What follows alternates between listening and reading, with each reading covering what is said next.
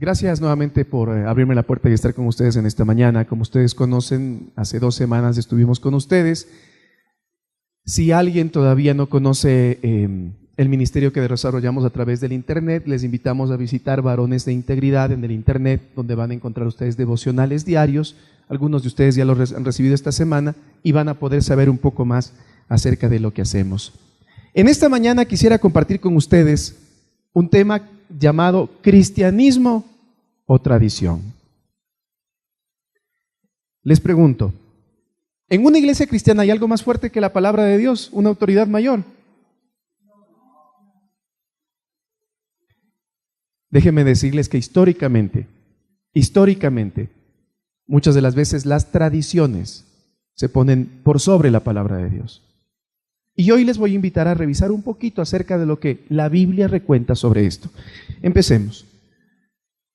Les voy a invitar a abrir sus Biblias en Juan, o si quiere leerlo aquí, está bien, Juan 5 del 39 al 40. Les cuento que hace una semana me machuqué un dedo y se me puso así de grandote y todavía no lo puedo hablar bien, así que seguramente ese 3 que está al lado del 0 es fruto de que todavía no puedo manejar bien los dedos. Bueno, 5 del 39 al 40, la palabra del Señor dice lo siguiente: escudriñad las Escrituras porque a vosotros os parece que en ellas tenéis la vida eterna, y ellas son las que dan testimonio de mí, y no queréis venir a mí para que tengáis vida eterna. La pregunta es, ¿quién está hablando esta porción? Es nuestro Señor Jesucristo quien está hablando. ¿Y a quiénes se está dirigiendo? Se está dirigiendo a un grupo de judíos que intentaban matarle. ¿Por qué? Porque Jesús había hecho un milagro en el día de reposo. Pues bueno, ¿quién escribe esto? Esta porción de la palabra de Dios está escrita en el libro de San Juan. ¿Quién era Juan? Nosotros debemos conocer algo importante dentro de nuestro caminar cristiano. La Biblia, la palabra de Dios, es la revelación de Dios para el hombre. Pero déjeme decirle una cosa. No está escrita textualmente ni en nuestra cultura, ni en nuestro tiempo, ni en nuestro contexto, ni tampoco está escrita directamente para usted. Si usted coge la Biblia y empieza a buscar y de pronto encuentra en Oseas algunos pasajes donde le piden cosas que son medias raras, tiene que entender el contexto en el que fue escrito. Muchas de las veces nosotros caemos en errores en tomar la Biblia textual, literal, y tratar de aplicar tal cual dice con punto y coma en nuestras vidas, sin entender muchas de las veces los contextos, sin entender la cultura en la que fue escrita. Creo que hablamos de esto la vez anterior. ¿Quién escribió esto? Escribió Juan. ¿Juan quién era? Era el discípulo amado. ¿Ustedes se recuerdan de Juan? Bueno, déjeme decirle que Juan era el hijo menor de una señora que se llamaba Salomé. Y esta señora llamada Salomé era hermana de María, la madre de Jesús. Entonces, ¿qué viene siendo Juan para Jesús? Él es uno de los que cuando su tía viene y les dice, permite que mi hijo se siente el uno a la derecha y el otro a la izquierda cuando vengas en tu reino, Juan es uno de ellos. Les decían hijos del trueno a ellos por el temperamento que tenían. El papá de Juan era un señor de nombre Zebedeo y él era pescador. Por ende, ¿Juan qué sería? Pescador. Porque en esa cultura lo que hacían los padres, hacían los hijos. ¿Ok? Y finalmente Juan fue el discípulo que quedó encargado precisamente de María cuando desde la cruz nuestro Señor le dijo, hijo, he ahí tu madre, madre, he ahí tu hijo. Ese era Juan. Y Juan precisamente es quien escribe fielmente los recuerdos que tiene con Jesús en la ciudad de Éfeso. Éfeso se ubicaba aquí. Si ustedes se pueden dar cuenta, esta es la parte del Asia Menor donde el evangelio se empezó a expandir con los primeros cristianos. Esta parte de aquí. Éfeso era un puerto que tenía doble entrada. Había muchísima plata allí, porque ese puerto tenía puerto de este lado, puerto de este otro lado. Y muchas de las cargas que pasaban de un lado a otro, en animales o con personas, que trasladaban de aquí para acá, les cobraban impuestos en la mitad. Había muchísimo circulante, había mucho dinero. Y Juan, una parte de su ministerio, antes de ser desterrado a Patmos, desarrolló precisamente en la ciudad de Éfeso. Y estando en Éfeso, dijo, yo voy a hacer lo siguiente, voy a poner los relatos precisamente de Jesús lo que yo viví con el Maestro, buscando ¿qué? Una fe genuina entre las personas que habitaban ese espacio, contándoles lo que Jesús había hecho, basada en las palabras y en las obras de Cristo que producen vida y vida en abundancia. Es decir, Juan le habló a un contexto y a una cultura diferente en donde el Maestro desarrolló su ministerio. Entonces, esa enseñanza es perfectamente aplicable en el aquí y el ahora, en otra cultura diferente, en otro lugar diferente. Avancemos. Hablemos un poquito acerca del contexto. Los contextos cambian. Por ejemplo, el contexto político hace 2 semanas era uno. Esta semana es otro totalmente diferente. Los tiempos cambian, los entornos cambian. ¿Qué es lo que pasaba en ese momento? La vida pública de Jesús estaba rodeada de sus enseñanzas. En el versículo 36 del mismo capítulo que estamos leyendo, el capítulo 5 dice, pero yo tengo un testigo aún más importante que Juan, se refiere a Juan el Bautista, dice, mis enseñanzas y mis milagros. Si hay algo que les molestaba a los religiosos de esa época sobre Jesús, era precisamente las enseñanzas que él daba y los milagros que existían, las evidencias del poder de Dios en su vida. Ustedes pueden mirar en esa diapositiva precisamente una imagen que representaría a Jesús siendo encarado por personas al mirar precisamente que él hacía varios milagros. ¿Qué había pasado en ese mismo instante? Jesús había sanado a un paralítico que esperaba su milagro por 38 años al pie de un estanque en donde él no tenía quien le baje las aguas cuando se agitaban, no había quien le lleve las aguas y que reciba el milagro que estaba esperando. 38 años. Yo 2 semanas con este dedo que todavía no lo doblo bien. Qué angustiante que es, y uno se da cuenta cómo le sirve este dedo. Hasta que no está lesionado no se da cuenta lo importante que es.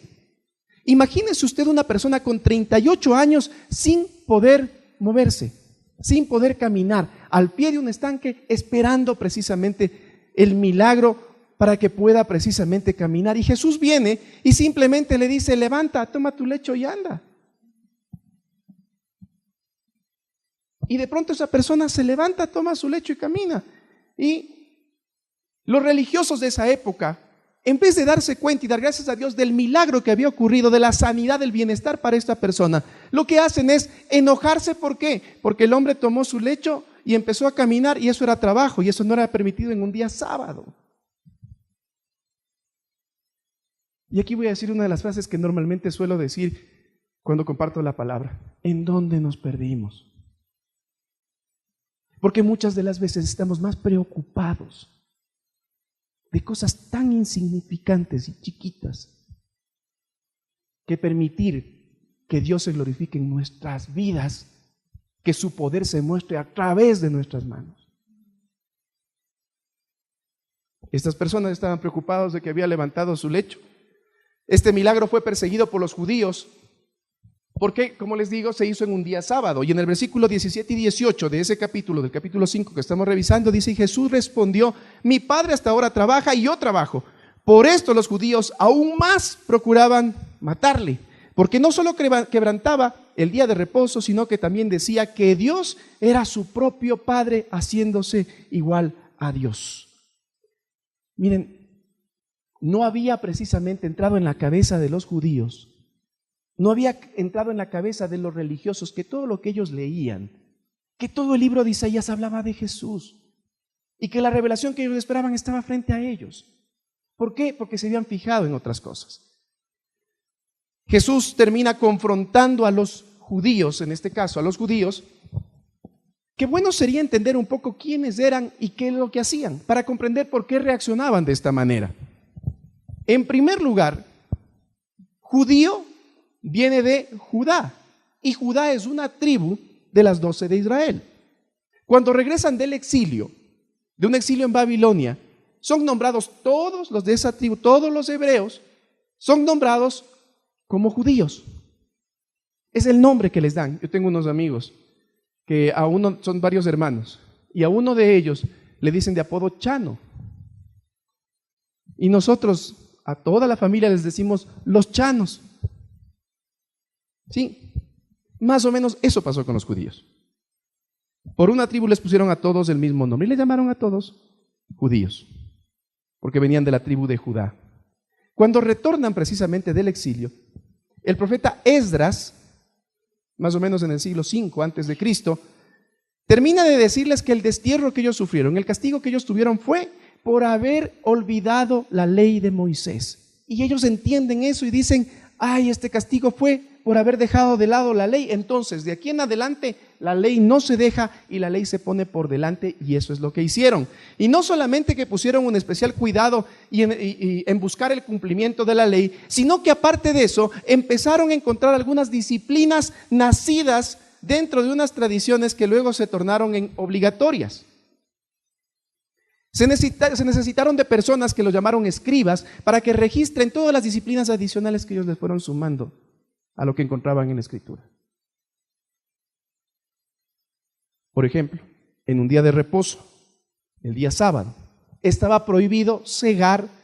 No sé si alguien tiene acercamiento al campo, pero segar era tomar una hoz, se llama, ¿no? Y cortar precisamente las espigas de trigo. Y trillar era separar la semillita del trigo de la paja. Estaba prohibido hacer eso. Estaba prohibido arrancar espinas, estaba prohibido restregar los granos, estaba prohibido, entre otras cosas, caminar más de 900 metros. Yo pregunto, ¿la ley de Moisés estableció así, con metros? ¿Quién puso eso?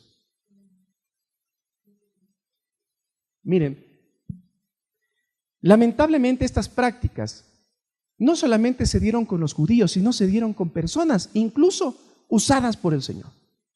El apóstol Pedro. Pedro fue una de las personas que el Señor ocupó de una manera tremenda. Primero, él era celote. Era una persona que estaba dentro de un ejército guerrillero para tomarse el poder por las armas. ¿Se imaginan el temperamento que tenía? Jesús lo fue moldeando, pero tenía unos arranques medios interesantes. Todo el mundo dijo, un fantasma viene caminando sobre las aguas. Pedro le grita, le dice, baja. Y Pedro baja y camina sobre las aguas. Pedro quiere defender al Señor cuando lo arrestan, saca un cuchillo y le vuela la oreja a una persona. Y yo pregunto, ¿quién se muere cortado la oreja? ¿O qué tan mala puntería tuvo que le dio en la oreja? Pedro era muy impulsivo. Pedro era una persona hasta un poco torpe, pero tenía algo, una disposición genuina a seguir al Maestro, al punto que le termina de decir, tú eres el Cristo, el Hijo del Dios vivo.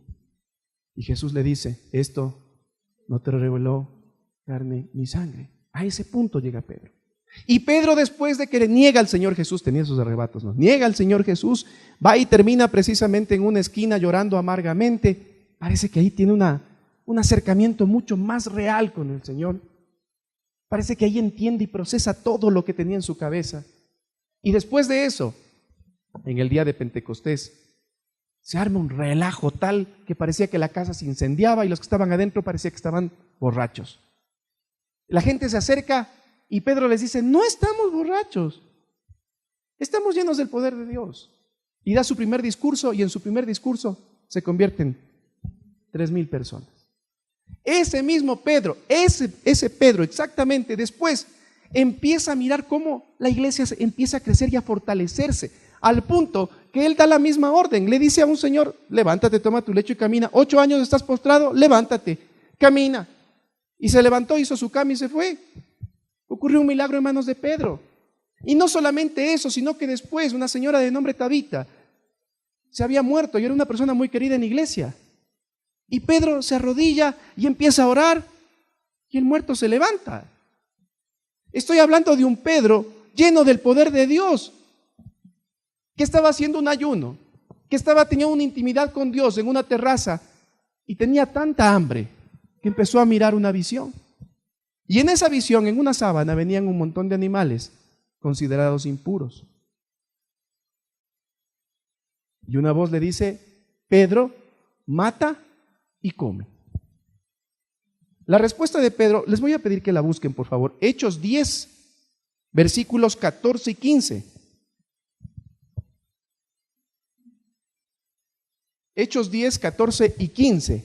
Entonces Pedro dijo, no, estaba diciendo que no quería comer eso, porque, ¿qué dice ahí? Ninguna cosa común o inmunda he comido jamás. ¿Qué era eso? ¿Eso era una verdadera fe o era una tradición? Ninguna cosa inmunda he comido jamás. Igual que, lamentablemente, muchas personas que a veces encontramos en las iglesias, ¿no? Nunca me he ido yo, hermano, a esos sitios de diversión. Nunca he hecho esto, nunca he andado por aquí, nunca he ido por allá, pero para acabar al pastor y a los hermanos con la lengua, no tienen piedad. Nunca yo he hecho esto, nunca mis manos se han contaminado de esto, nunca he tenido. Y muchas de las veces con un corazón lleno, a veces hasta de odio, de envidia, de rencor. Y levantamos manos creyendo que estamos alabando a Dios. Y dice la palabra en el versículo 15, volvió la voz a él la segunda vez, lo que Dios limpió, no lo llames tú común. Abro un pequeño paréntesis. Muchas de las veces en la vida cristiana nos encontramos con personas que el Señor les ha tocado. El otro día estuve en una reunión con pastores y el último que hubiese pensado yo que se iba a ser pastor era una persona que yo conocía muy bien cuando éramos adolescentes, casi jovencitos. Yo sabía lo que era el hombre. Y de pronto lo nombran y lo hacen pasar adelante y le veo y digo, es el mismo. Es el mismo.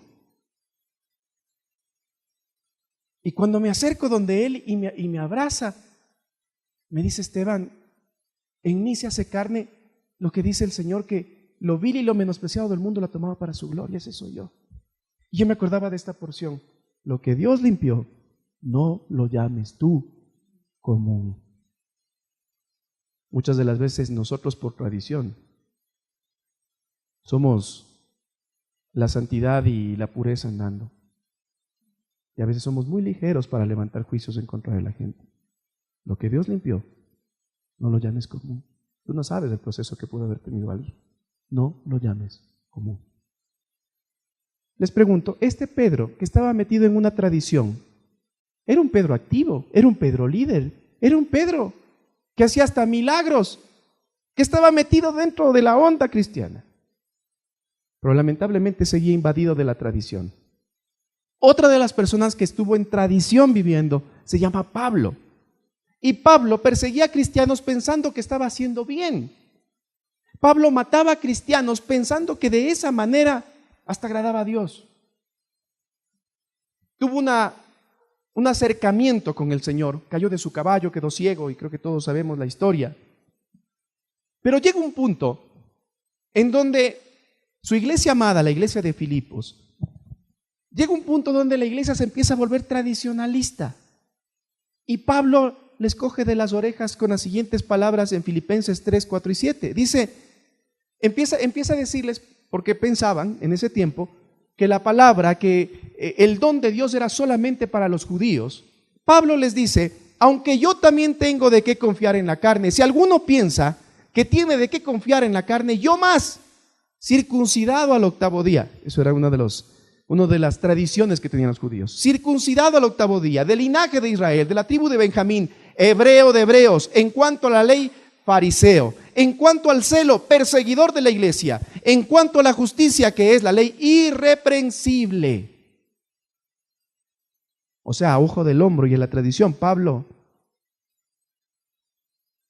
era un ejemplo a seguir. Y dice, pero cuántas cosas eran para mi ganancia, las he estimado como pérdida por amor a Cristo. Mis hermanos queridos, si queremos encontrar a Cristo, tenemos que estar dispuestos a considerar como pérdida lo que muchas de las veces como tradición lo hemos llevado pensando que está bien.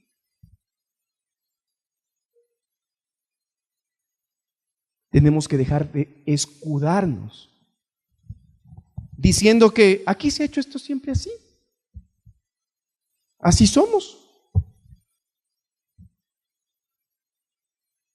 Debemos más bien dar espacio para que el Señor obre con poder. Debemos dar lugar para que su Santo Espíritu redarguya. Acuérdese usted que el vino nuevo no se puede poner en odres viejos. Si usted está pensando que con tradición va a ser más santo, déjeme decirle que lo único que está haciendo es ser un estorbo para quienes sí estamos buscando la presencia de Dios activa y real en nuestras vidas. Las tradiciones matan a las iglesias. Las tradiciones prácticamente son un tapón para la boca de Dios. Porque ponemos por delante mi plan y el plan de Dios. Si usted quiere que el Señor se glorifique en su vida y que las cosas realmente cambien, tiene que estar dispuesto a perder su tradición por encontrar a Cristo como lo hizo Pablo.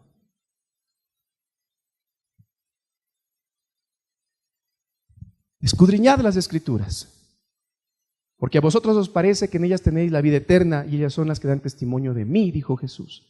No queréis venir a mí para que tengáis vida eterna. En otras palabras, les estaba diciendo, ustedes están estudiando el cumplimiento de esa palabra y ese cumplimiento soy yo, pero no quieren venir a mí porque siguen en su tradición. Les pregunto algo, si esto les pasó a los judíos, que tenían en principio una real motivación por agradar a Dios, ¿creen ustedes que eso nos puede pasar ahora?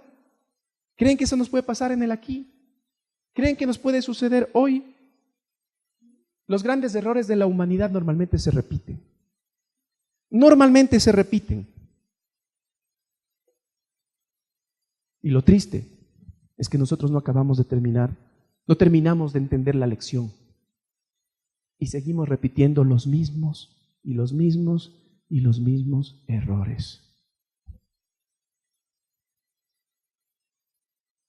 A ver, ¿por qué el maestro les mandó a leer las Escrituras o a releer las Escrituras de los judíos? Porque lo que estaban haciendo era una búsqueda que no era precisamente genuina. Estaban leyéndolo como un libro más y no como un libro vivo. ¿En dónde fallaron? ¿Qué encontramos en Pablo y qué encontramos en Pedro de común para entender que los dos terminaron de ser usados por el poder de Dios cuando dejaron su tradición? ¿Qué encontramos de común en los dos? Se llama corazón dispuesto. Las iglesias están llenas de frases bonitas, de frases inspiradoras, pero está vacía de corazones dispuestos.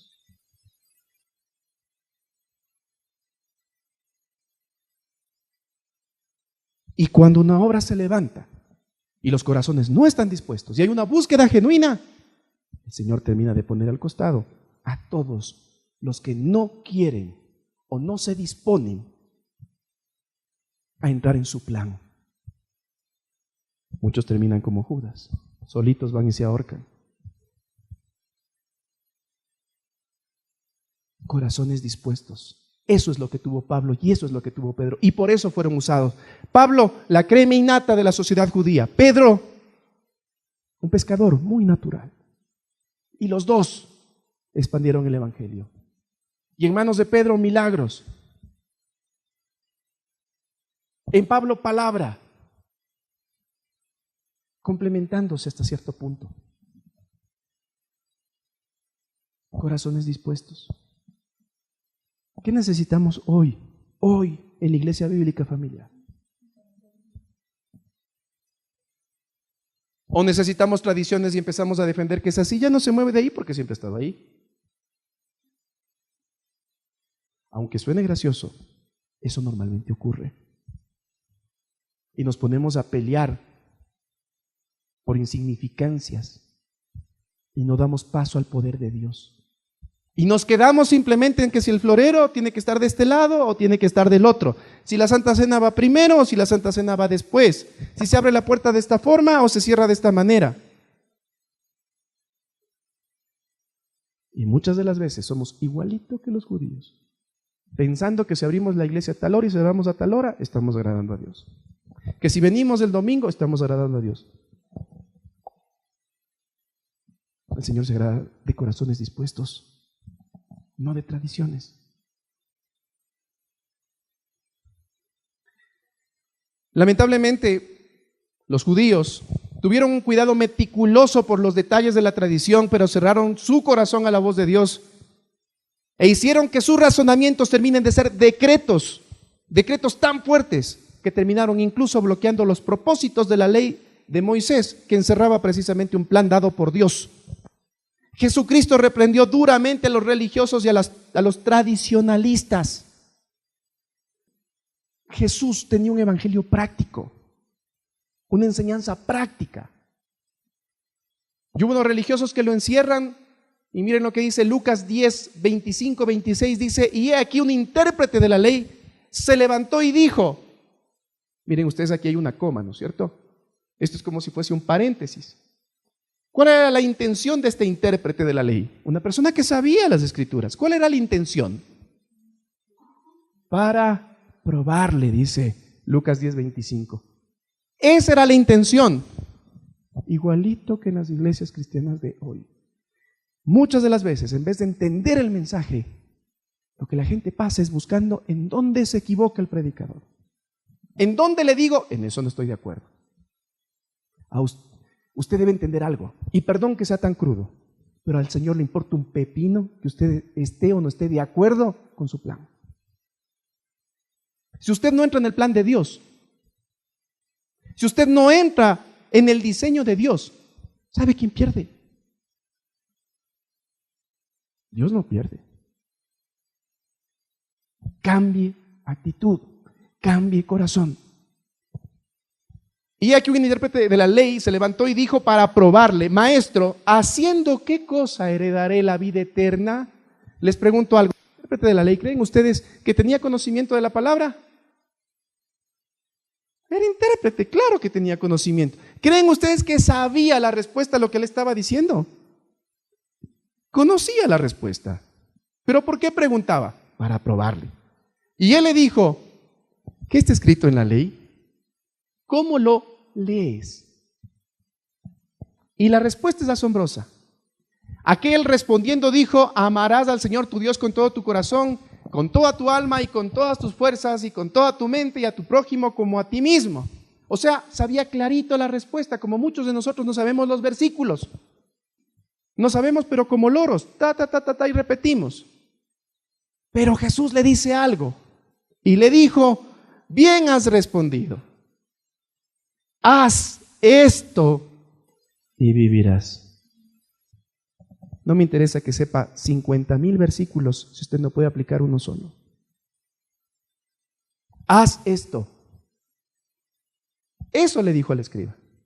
Y allí empezó recién a contar la parábola del buen samaritano. Y empezó a explicar el Señor de qué se trata.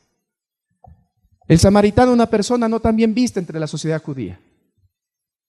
Y en una parte, en el versículo 33 del mismo capítulo 10 de Lucas, dice que el buen samaritano fue movido a misericordia. ¿Qué quiere decir misericordia en el contexto judío? Quiere decir hacer un bien a quien te ha hecho un mal. ¿Y sabe lo lindo que se siente hacer un bien a quien me hizo un mal? ¿Sabe la paz que se siente hacerle un bien a quien hizo un mal? Al buen samaritano lo dejaron despojado, botado, robado, casi como esa fotografía. Quizás es un poco cruda, pero tiene que haber sido algo así. ¿Y qué hizo el buen samaritano? Se bajó de su comodidad, subió a la persona que había sido golpeada y robada y le devolvió un bien a quien le hizo un mal. Antes habían pasado maestros de la ley y demás, alzando los pies y se habían pasado como en la casa, ¿no? A veces encontramos las cosas botadas y nosotros alzamos el pie y nos vamos, ¿no? En vez de coger y levantar. El buen samaritano lo que hizo es eso. Movido a misericordia, hizo lo que dice la ley y no repitió solamente como loro lo que dice la ley. Un buen samaritano es movido a misericordia. ¿Sabe cómo se reconoce a gente que es tradicional más que cristiana? Porque no tienen misericordia. Alguna vez le escuchaba un chico en una consejería y este chico lloraba y me decía, mi mamá va a la iglesia y yo sé que usted viene a hablar porque mi mamá le dijo que venga a hablar. ¿Y sabe qué es lo que me duele? Y le voy a decir de una vez, mi mamá me culpa de cosas que yo ni siquiera tengo en mente hacer, ella ya me está juzgando. me demoro por alguna cosa, me demoro por alguna situación, y ella ya piensa que yo vengo haciendo esto. No tienen misericordia. La gente que sigue una tradición se olvida de hacer un bien a la gente, pues solamente sigue reglas de razonamientos humanos, mientras que la palabra de Dios termina simplemente de resumirse en amar a Dios y servir al prójimo. Hacerlo, no solo saberlo, no solo repetirlo. ¿Saben cuál es la mejor consejería para un jovencito, para una jovencita, para un hijo? La mejor consejería que una iglesia puede dar es que sus papás se lleven bien. Es que sus papás caminen en acuerdo y ejerzan dominio sobre lo que Dios les ha dado. Es decir, tengan la capacidad de preservar y aumentar las bendiciones que Dios les da. Que puedan caminar en acuerdos. Muchas de las veces llegamos a casa después de la iglesia. Levántese, vagos, hasta ahora no se levantarán. Ya era que hagan esto y el almuerzo. ¿De qué sirvió venir acá? Dos testimonios que han impactado mi vida. Un amigo mío, con su hijo ya jovencito, se empezó a descarriar. Tomó sus propias decisiones y empezaba los sábados para amanecer domingo a llegar borracho. Mi amigo que le había llevado a la iglesia toda la vida lloraba. Me decía: Esteban, ¿cómo pudo haber hecho lo que está haciendo? Y una vez conversando, hablamos de esto de ser movidos a misericordia. Cuando llegaba esta persona borracha a la casa, su papá le esperaba con un palo y le golpeaba, borracho. Fue movido a misericordia. Y la siguiente noche, el siguiente sábado, cuando llegó borracho, le esperó en la puerta. Abrió la puerta el chico tambaleándose y le miró al papá, y lo primero que hizo es ponerse listo para defenderse. Y el papá fue y le abrazó. No le dijo una sola palabra, simplemente lloró con él. Le amarcó y le llevó a su cama. Le puso pijama, lo acostó, lo besó, oró por él. Ese muchacho al siguiente día no sabía con qué acercarse al comedor a desayunar. Cuando tuvo valor para bajar y tomar desayuno, encontró el desayuno hecho con las cosas que a él le gustaban comer. Y su papá le dijo: aunque hayas tomado la decisión de irte a abrazar con el mundo, quiero decirte que yo sigo siendo tu padre. Y que aquí voy a estar cuando quieras reencontrar al Señor. Desde ese día, el joven empezó un proceso totalmente diferente. Si usted cree que nuestros hijos van a volver al camino del Señor a bibliazos, déjeme decir que estamos perdidos. Nuestros hijos van a volver cuando vean en nosotros que realmente estamos siguiendo un Cristo vivo que transforma vidas, y no una serie de tradiciones y reglas que lo único que hacen es limitar a nuestros muchachos con un montón de nos. No esto, no este otro, no este otro, no. Y cuando los chicos encuentran afuera un sí, nos perdimos. ¿Qué somos? ¿Cristianos o tradicionalistas? El segundo testimonio, y les cuento súper rápido. Tenía un amigo, asimismo un músico, que él decía que era ateo. Y él me decía: Esteban, yo no creo en Dios porque yo he visto esto en los cristianos, así. Bueno, yo le predicaba las 4 leyes espirituales en ese tiempo, lo que conocíamos, que era en ese tiempo el Evangelio. Le predicaba, le decía, le invitaba a los cultos de jóvenes. No se hallaba en el mundo de nosotros. Claro, imagínense, él era un músico, acostumbrado a estar en tarimas tocando y a tener otro tipo de fiestas. Meterle a un culto y tenerle ahí aplaudiendo 1 hora canciones que en ese tiempo eran muy lentitas. No se encontraba con nosotros. Resulta que tuvimos con él un acercamiento de varios años. Este chico pasó el tiempo y un día me llama por teléfono de mañanita a mi casa. Y estaba todavía borracho. Y me dice: Esteban, algo pasó en mí, algo se rompió aquí adentro. Digo, ¿qué pasó? Me dice, ¿sabes qué? Me fui a la playa y me amanecí tomando y me senté en la playa y empecé a mirar el amanecer. Y al mirar las olas, al mirar la luz, al mirar el cielo, la arena, al mirar todo este paisaje hermoso, esto no pudo haber sido obra de la casualidad. Algo se rompió acá adentro. Hoy creo que hay un Dios y estaba tomado. En mi esquema tradicional mental cristianoide no entraba que él pudo haber tenido una revelación natural y que Dios se pudo haber mostrado a través de la naturaleza a él. Yo sí, pero no seas tan emocional.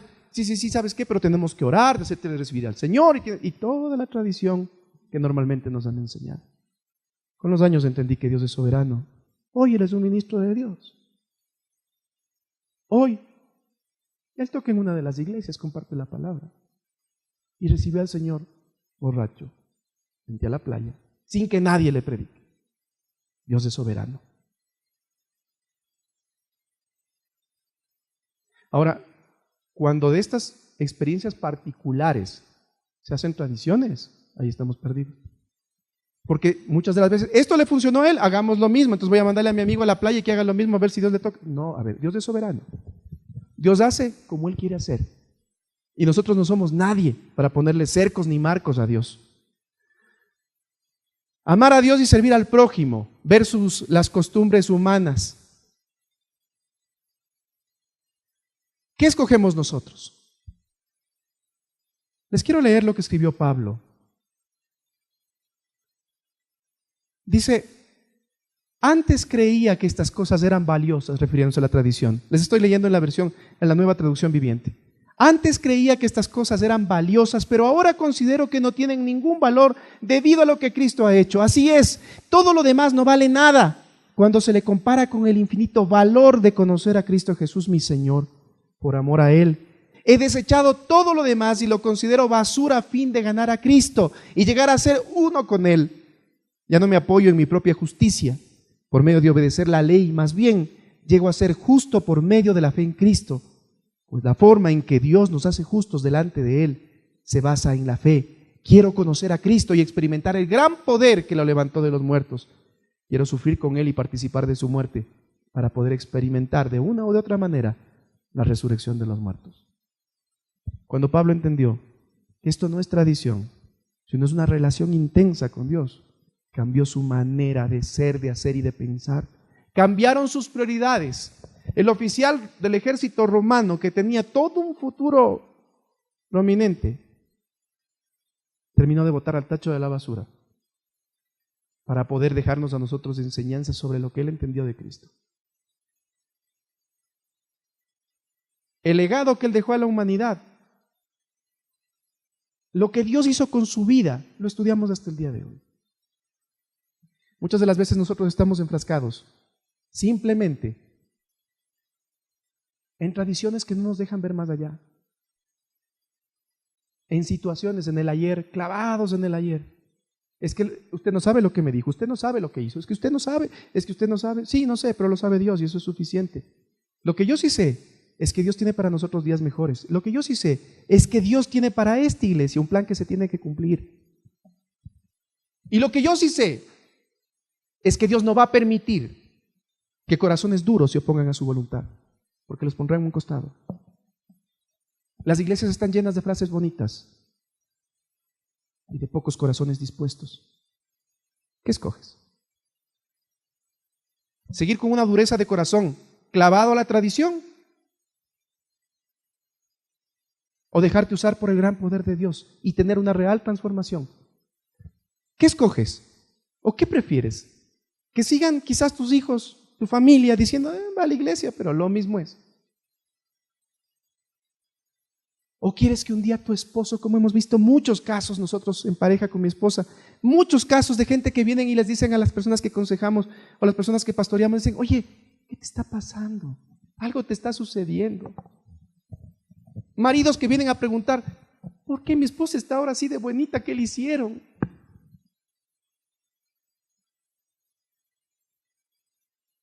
Y qué diferente que es escucharnos. A veces dicen, pastores, que usted no sabe con quién yo vivo.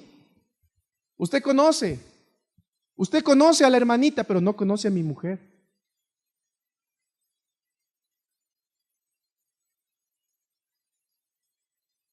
Y con letras de neón así se encienden en la frente de la persona. Tradición. Siguiendo tradición. Tradición, no la palabra. No una relación con Jesús, sino una tradición. Y nos enseñaron que así debe ser. Y así lo hacemos, a veces hasta sin pensarlo ni reflexionarlo. ¿Qué escogemos? Ser fiel a las costumbres humanas por la tradición, seguir defendiendo la herencia cristianoide que nos dejaron, las malas prácticas que nos dejaron, las caretas que nos dejaron, para ser unos en la iglesia y otros en la casa. ¿O decidimos amar a Dios y servir al prójimo? Muchas de las veces nos rompemos la cabeza haciendo misiones, visiones que están bien, son unas herramientas válidas. Pero creo que todo se resume en esto: amar a Dios y servir al prójimo. Cuando usted vive, así como el escriba que le preguntó a Jesús, cuando usted vive,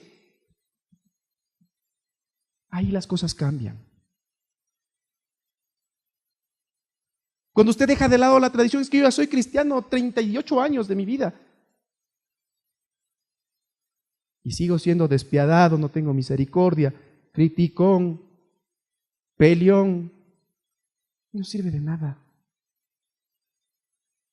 ¿Qué escogemos? ¿Seguir defendiendo costumbres? ¿Seguir defendiendo tradiciones? ¿O simplemente dedicarnos a cada paso que damos a amar a Dios y servir al prójimo?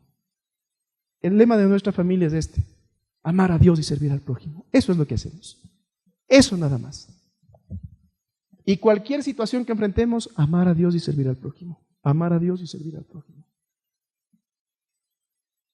Hagamos eso y vamos a vivir. Les quiero invitar a abrir Filipenses. Filipenses 3, del 7 al 9.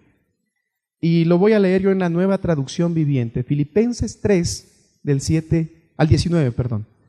Recuerde usted que Filipenses, la iglesia de Filipos, era la iglesia amada de Pablo.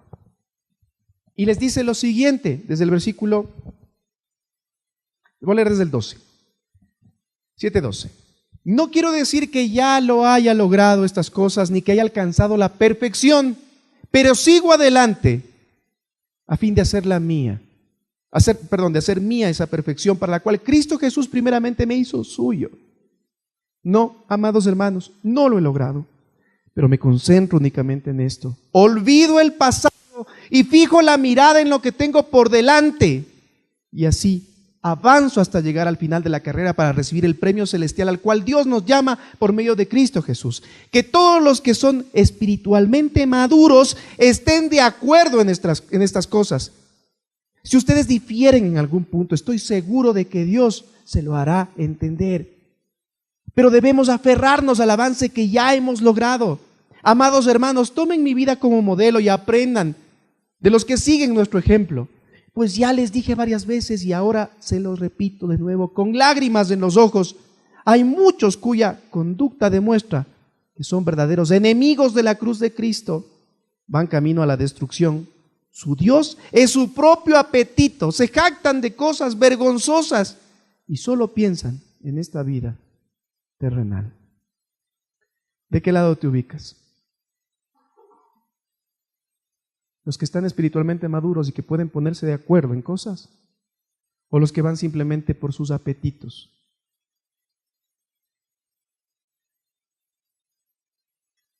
Pablo dijo, me concentro únicamente en esto, olvido el pasado y pongo la mirada en lo que tengo hacia adelante como meta.